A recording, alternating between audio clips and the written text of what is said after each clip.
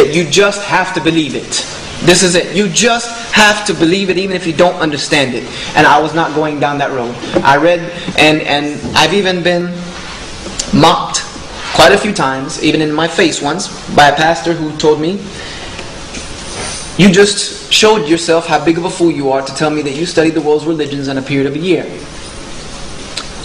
That cannot be done.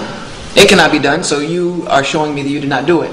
I said, no, what I'm showing you is that I have some common sense. If you go to the refrigerator and you pull out the carton of milk and you take a sip out of it and the milk is sour, do you keep drinking the glass?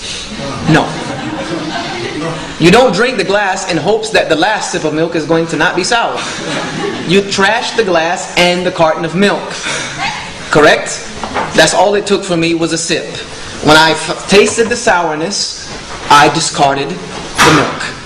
And what I was looking for was the good milk. So, after all of this, I read some of the Torah, I read some of the Bhagavad Gita, I read the Bhagavad Gita. The Vedas you could not read in a lifetime, I don't care who you are. I read the scrolls of Tao, the books of Confucius, the teachings of Buddha. Not to insult, but I don't know why Buddha is religion. Buddha never mentions God. He does not mention God whatsoever. He does not even deduce that God even exists. I studied the book of Wiccan, the book of spells. I studied what is known as the Hagakure, the Bushido code of conduct. And what I found in them were a lot of beneficial teachings mixed with things that the only way you could believe in them was you take that logic that God gave you, turned it off. So I read a book about Islam in the public library. And the book about Islam said that Muslims, how many of you ever seen the word Muslim spelled M-O-S-L-E-M? How many of you seen it like M-O-S-L-E-M or M-U-Z-L-I-M? That's a very derogatory word. Believe it or not.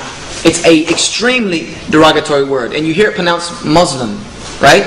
Muslim. Very derogatory. For someone knowing the Arabic language, they know that that word is derived from a word called dhulam, which means to oppress or to wrong or to harm people. So when you say Muslim or you say Muslim, it means someone who wrongs or harms or oppresses people. Whether that was intentional, I'll leave that for you to deduce. But it said that Muslims were Arabs who worshipped the moon god called Allah, who lived in a box in the desert in Saudi Arabia, and that they had many wives whom they beat regularly, and that the greatest duty of a Muslim was to kill a non-Muslim, and it was a religious duty, and if they did so, they would be granted with virgins in heaven. So I put the book about Islam up, and I said to myself, I've read some crazy religions before, but this one has to take the cake. And if I ever meet a Muslim, I will beat him up, and I'll call the FBI. But I lived in South Carolina, and I'd never seen a Muslim in my life.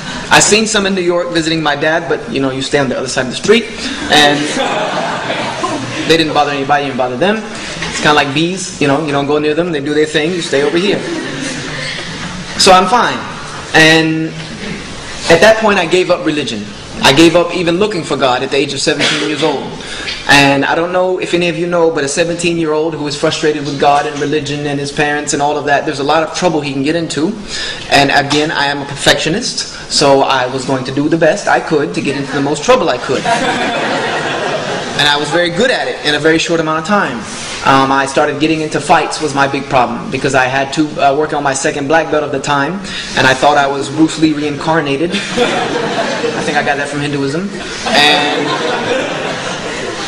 I was ready and willing to show anyone who challenged me that I could give you Kung Fu connection right on the spot. So, and I really didn't need a reason. I kind of provoked people to make me angry so that I could, get my frustration out. That causes problems. You're going to have some issues if you try to live a life like that.